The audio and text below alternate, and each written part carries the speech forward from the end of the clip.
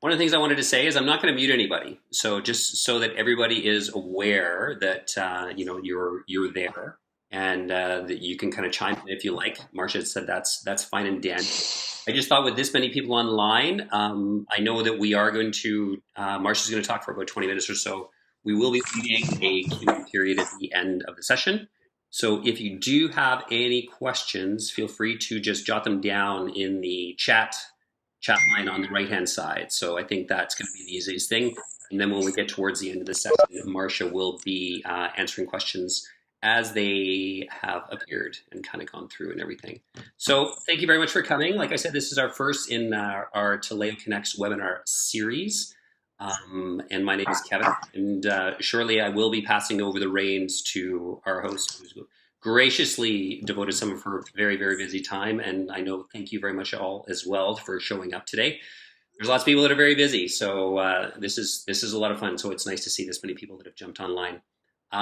So without further ado, I'd like to introduce you to Marsha Connor. Marsha has been working for, I'd say, over the past 15 years remotely. So this is not new to her in any way, shape, or form.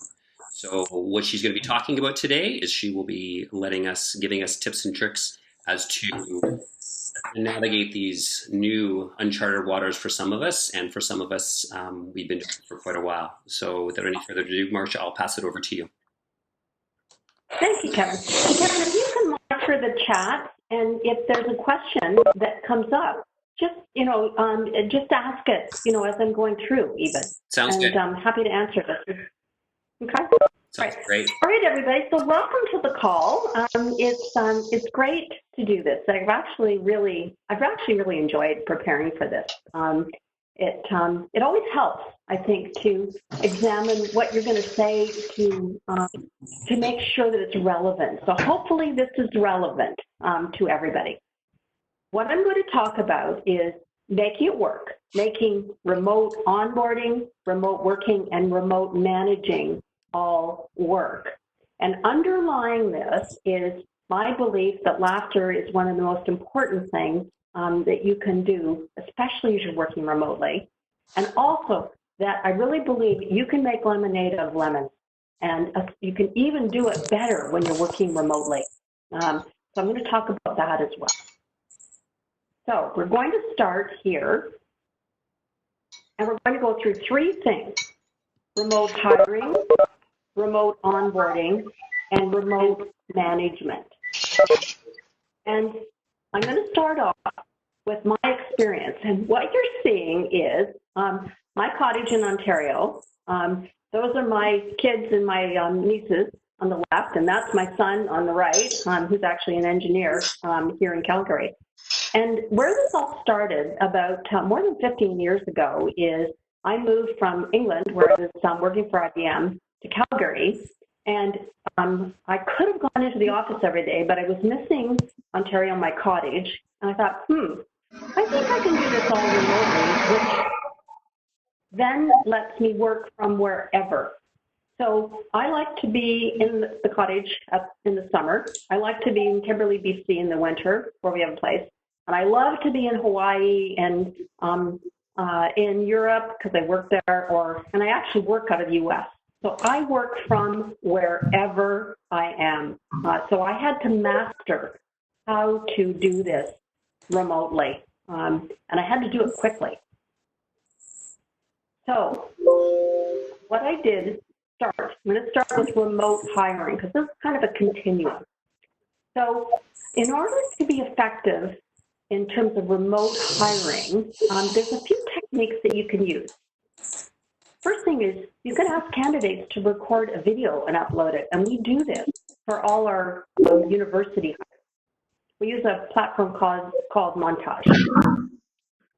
And we also do group interviews. Everybody's on camera. We look at referrals first. That is, especially if you're hiring remotely, referrals are fantastic because somebody who refers them knows their name is on the line. Then, of course, video interviews, but we also use LinkedIn extensively. We ask them for examples of work. We ask them for references, and I check all of those, all of them, so that we really take a 360 approach. Because when you're interviewing somebody, especially on camera, they'll tell you about organizations that are involved. Whoa, might have to mute that person. There we go, we're fine, okay. So then they'll tell you about things that they're involved in. They'll talk about how they're giving back. They'll talk about their hobbies, their interests, their sports. There's just something about it, I don't know why, but when they're on camera with you, maybe because they're trying to establish a bond with you, they'll tell you more about themselves than when they are in front of you. So I've actually hired people, and they've been working for me for years, and I have never met them. Sometimes I don't meet them for 2 or 3 years. A couple people now I've never met, and it's irrelevant. And other people, when I finally do meet them, it's like we give each other big hugs because we've talked on camera for so long, we feel like we know each other. So it can work. Remote hiring can definitely work. And we also, and this is a screenshot from last week. So last week in London, we conducted a remote assessment center for all the new and university hires in that location in London. The top people to left, they're the facilitators. Everybody else, they're calling in from their dorm rooms or their parents' house or their apartments. And this was a 7-hour assessment center for new college grads. And at the end of it, nobody said, I hated that. Everybody said, wow, that was a really interesting experience. 7 hours. Now, there were multiple activities. They were moving around in WebEx rooms, but it worked. And we hired the people that we needed out of it. So remote hiring can work. Remote onboarding can also work. So a couple tricks here with remote onboarding. So don't start paying them until you know they'll have their laptop and their access to online sites and tools. Otherwise, it's a wasted effort and it's wasted money. If they're in the office without those, you can manage. If they're stuck in, Boise, Idaho, not a chance. I have a checklist of all the sites that they need access to, and I put them in before they join. I set up virtual meet and greets with colleagues and stakeholders, and I'll call them like virtual coffee time with our new hire. I give them a virtual mentor who's on the team, somebody who's located like in Montreal, there in Vancouver, doesn't matter. Better if it's the same time zone, but we've actually paired people in Australia with somebody in India, still works. But there's somebody who's on their team who can help them. But if you have somebody in the company who's in that location, even if it's a colleague or just someone you know, have them meet for real coffee, and that helps. So you can effectively onboard people remotely. You just have to think about it in terms of how do you be compassionate in terms of making them feel part of the team, and how do you get them laughing, which is the other part of it. So when I introduce people, what I have them do is I have them talk about things like their pets, their kids, their hobbies, like if I'm doing a meet and greet or introducing to the team. Not about, oh, I was at IBM, I was at Toshiba, I was at, Google, Amazon, whatever. They can get that from LinkedIn. So this is Lakita. So Lakita, I was on the phone with her twice today. She lives in Charlotte, North Carolina, and that's Storm behind her. And Lakita raises dogs, German Shepherds, for police forces to use as drug tracking dogs, etc. That's her hobby. And she is so interesting.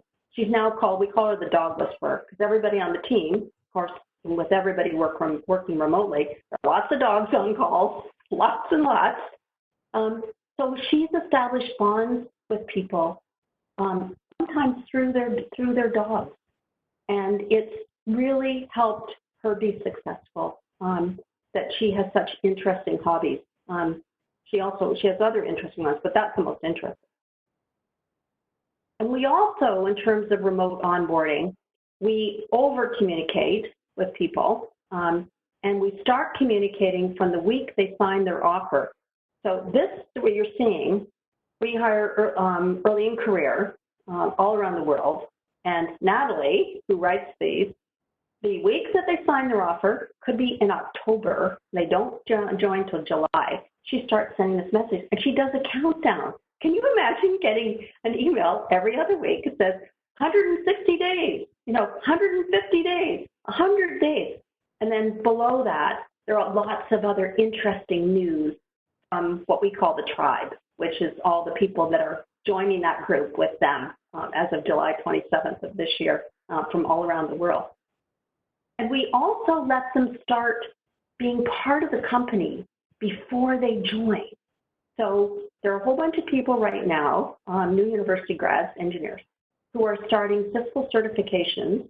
They don't start in the company until the 27th of July, but they're starting to study for and write their cert now. And we are paying for that.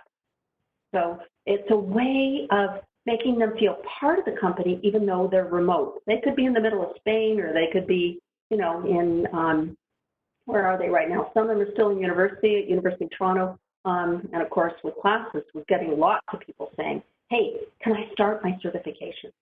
Absolutely, absolutely. And we also have them introduce themselves on social media. These were 2 posts last week. This person on the left, oh my gosh, he's a PhD student, oh my gosh, at Oxford, and he's joining us in July. And the other person is Bangkok, she's joining in Singapore. So that by the time they join, they have felt part of the team even though they are remote. So they're not in any office, they are remote. So that's all the things that we do there. And now I'm going to move into remote management. So that is the hardest part. It's definitely the hardest part. And the things that I do that seem to work are, the first thing we do is agree on communications vehicle. How do they like to be communicated with, and how do I like to be communicated? WebEx Teams is like an instant messaging platform. Email, text, phone, which one do you prefer? And I tell them, okay, if you need me right away, Teams me. That's what we call it, Teams. But if you're going to send me a document, like a spreadsheet or a PowerPoint or whatever, email it to me. If you don't see me online, text me or call me and reach me. So they know that just makes it easier. They know that you are available to them. I schedule calls in their office hours, okay? All right, so my advice to you is schedule calls in their office hours, except you have to be the one that is more variable as a manager.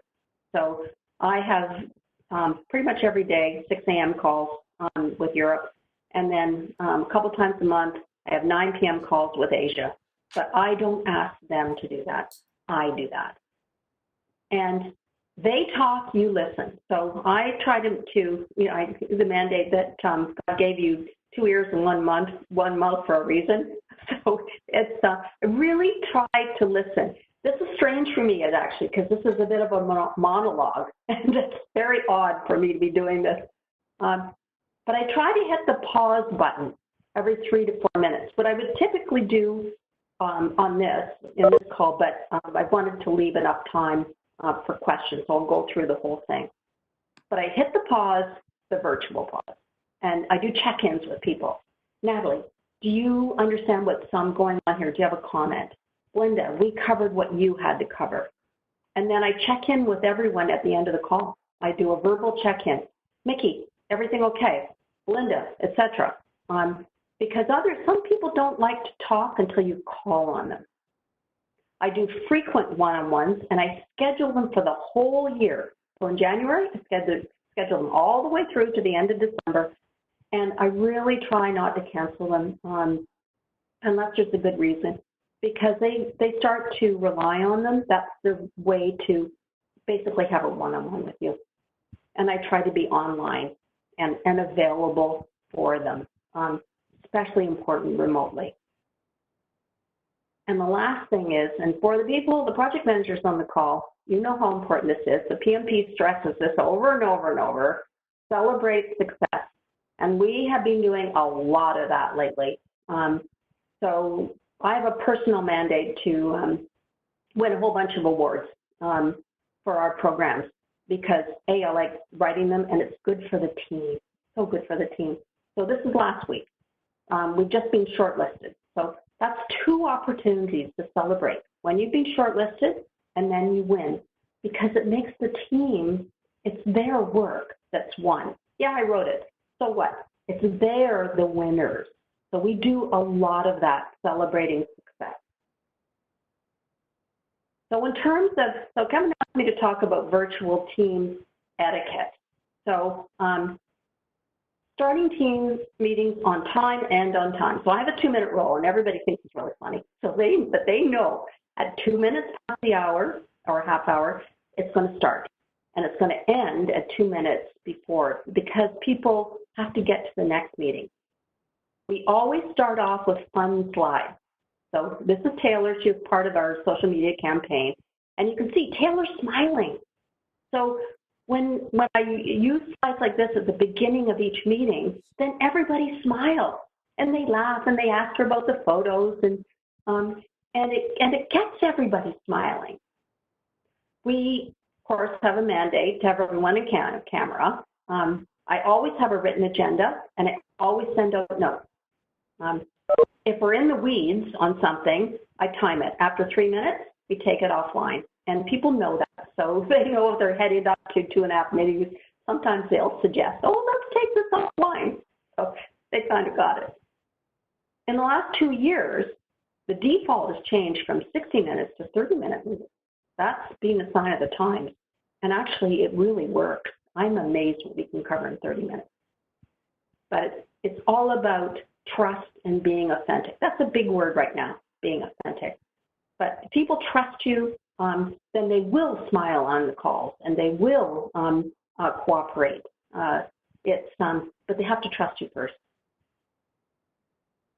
And the most important thing, this is the last slide, is laughter.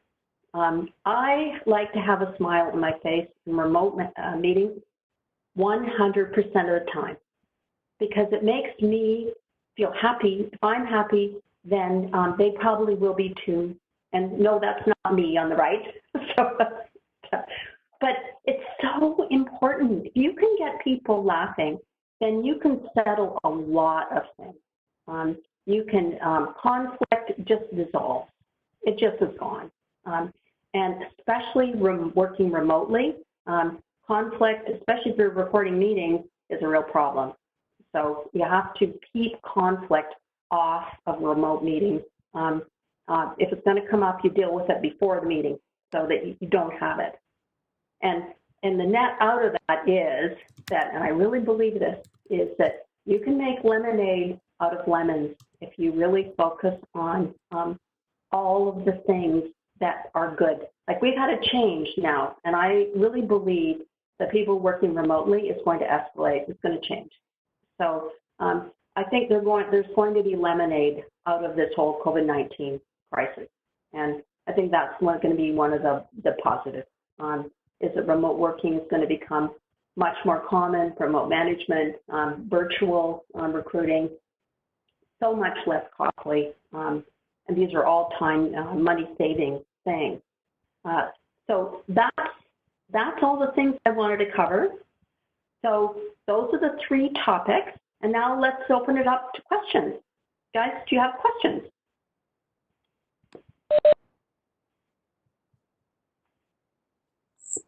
Do you want us to put our hands up, Kevin? No, go ahead. If you fire away, I think Marsha's quite available any way you want to, I think. Okay, awesome. Hi, Marsha. I heard you'd speak at a PMI SAC conference. I can't remember when it was, but it was fantastic. So I was really thrilled to listen in on you today. Love everything you're saying. Agree with all of it. Although the one thing I'm wondering about is you talk about managing conflict before the meeting, or obviously not during that. Sometimes you can't always predict or project that happening. And so if it's unfolding in front of you, what's a good way to squash it?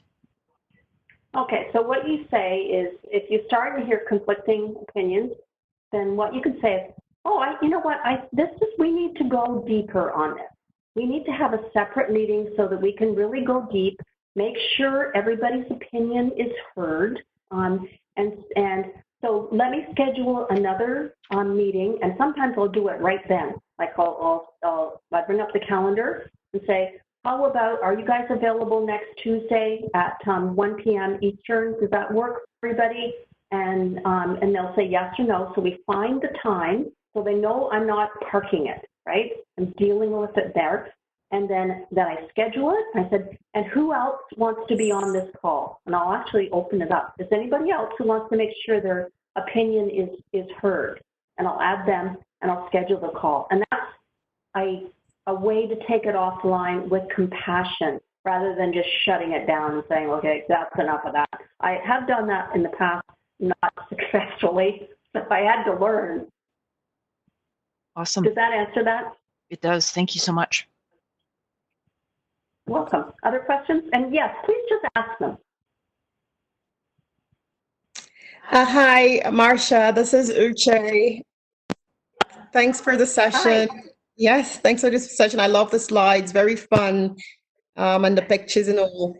So as a project manager, I've had the experience with remote, having parts of my team be at remote locations. So it's almost, not the most comfortable situation to be in, but it's a little bit familiar because it's something that we, a lot of project managers have had to manage throughout our careers. The only comment that I do have, though, with this current situation is, it seems like, and maybe this is a question for those that are already working remotely, do we see productivity go up? Like, are people a lot more productive? Because I know normally when I'm at the office, I love people.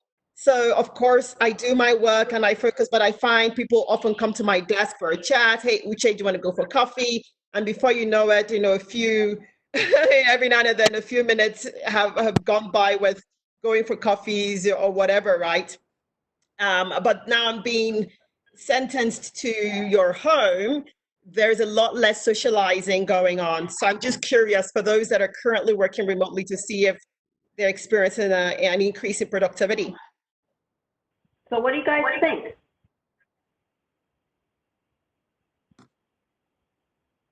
Hello? All right, let me give you, go ahead. Yeah, myself, I find I'm a lot more productive and I get a lot more done in the day, but there is one thing that I have to be cognizant of, and I have a great manager who supports this, is my hip flexors are really tight because I'll sit in this chair for 8 hours straight, and not get up and get moving. So I find that in productivity absolutely has increased, and it gives you the ability to work a little bit of different hours as well, like Marsha was saying, where she's working these different hours. But one thing that I noticed that is a cost to is my flexibility and my health. So I have to make sure that I get up and get moving and take those breaks.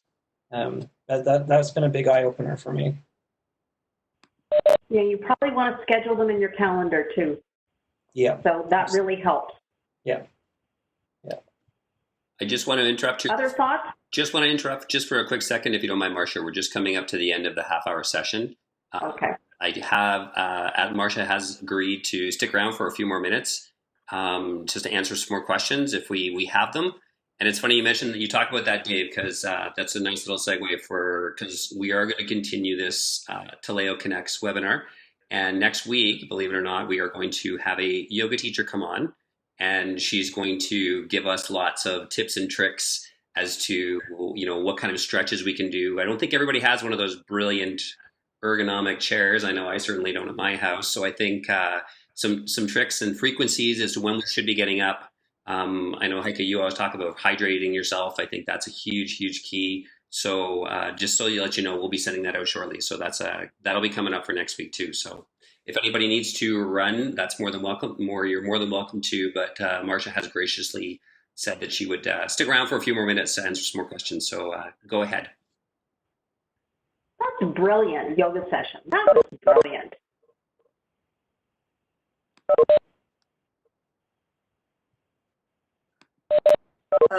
Marsha, this is Barbara. I have one quick question for you. Mhm. How do you best leverage your verbal interaction versus using the chat function on the side?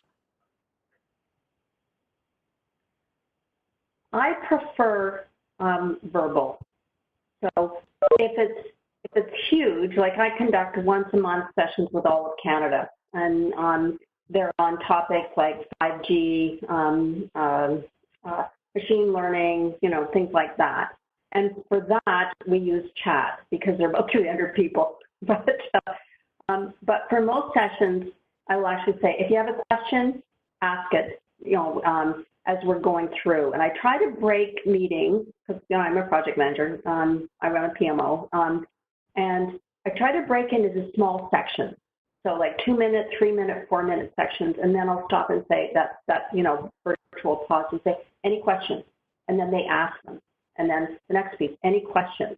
So and that works because it gets people talking. If they're on a meeting and they're not talking, then why wouldn't you just record it and send them the recording? Plus, if they know they're going to be talking, then they won't multitask as much.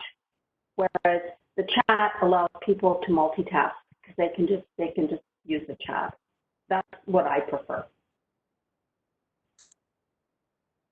Okay, thank you. you. Does that answer the question? Well, it does. I'm a business analyst, so I have a slightly different approach probably to the way maybe you're addressing how you run the session. So maybe I'll just park my own comments for another time when Taleo might have something similar to this, and we can maybe go down the path of how you're eliciting requirements or you're doing processes and things which are perhaps a little bit different. Well, no, why don't you talk about that? I'd be interested in hearing that. I don't wish to take over the conversation here. I'd like to give other people a chance to ask their questions since you have very little time. But I'm happy to join you at either in a few minutes or another time to do that. Sure. Well, does anybody have any other questions? Barbara, go for it. There you go. All right. Very briefly, I had my first completely remote experience just before my job wound up on March 31st. And it was with people who worked all over our network. So most of them are in Canada, a couple are in the US. So fortunately, we weren't challenged with time zones. What we were doing, we had 18 people on the call. And the purpose of the whole session was to understand some of the key tasks that these people did. They're involved in maintaining aircraft. And then we were soliciting information about what their pain points were and how they might suggest remedies. So we have 17 people. It's like a round table. Now, I mean, in a normal, quote, normal workshop setting, it's pretty easy to have that back and forth. What I found was going to be our challenge was opening it up to a full-on chat. So what I chose to do, because I don't have a lot of experience with this, what I chose to do was basically do even a round table again. We went around, we only had time to go around 3 times. And then we had people using the chat to fire in their comments to build on other people's questions or their suggestions. And I'm wondering how that might be improved. I think that's a good plan. So because you set the structure.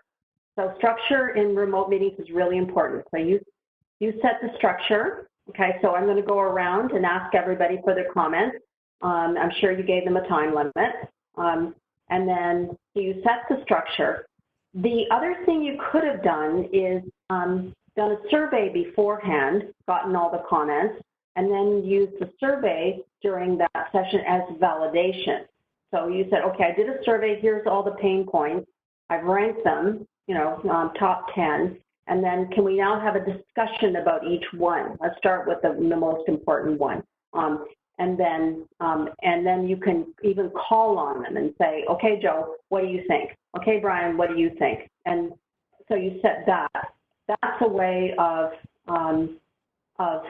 providing a format or structure and reducing the amount of kind of overall chat. Make it very specific. Do you think that might work? I think it would. It was unfortunate in our circumstance. We were only given 2 days notice to run this session. However, then you might talk about making lemonade everywhere. Yep. Yeah. But that's that is a good observation. Try and get as much input beforehand, and to share it not only with me as facilitator, but with the other participants, so they're prepared, right? So I like that suggestion. Yes, I would certainly employ that next time. Yeah. There's also this tool called Poll Everywhere, and you can actually do online polling at instant on their phones. So you could actually put the, like all the pain points up on the screen and then have them vote. And actually people love it because they're involved. Yeah, that's a great idea. And is that a product? Poll Everywhere? Is that what you said? Yeah, Poll Everywhere. It could be Poll Everywhere or Poll Anywhere, I forget. And also Kahoot, K-A-H-O-O-T, has a similar. And they're fun and they're interesting and they're relevant. They're so relevant. Terrific. Thank you so much for your suggestions, Marsha. I really appreciate that. You're welcome. You're welcome. And email me if you want, and I'm happy to, provide anything. So actually, Kevin, when you send out, just send out my email. And if you guys want to connect, I'm always happy to talk. Sure will.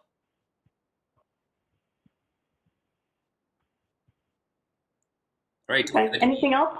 Any other questions? Well, it's been a pleasure. It's just been a pleasure talking to everyone. Thank you so much for coming on the call. Thank you very much, Marsha. Your time is greatly appreciated. We know how busy you are. So thanks again. Can't thank you enough. Thank you all for joining us. It's been a pleasure. It's been wonderful to kind of set all this up. This is a lot of fun. And especially when we have somebody wonderful like Marsha come on with us today. So thanks again, everyone. Great. Hope you have a wonderful rest of your snowy afternoon. And we hope to see you very, very soon. Thank you. Stay safe, everyone. Take care. Bye. Everyone. All right. Bye.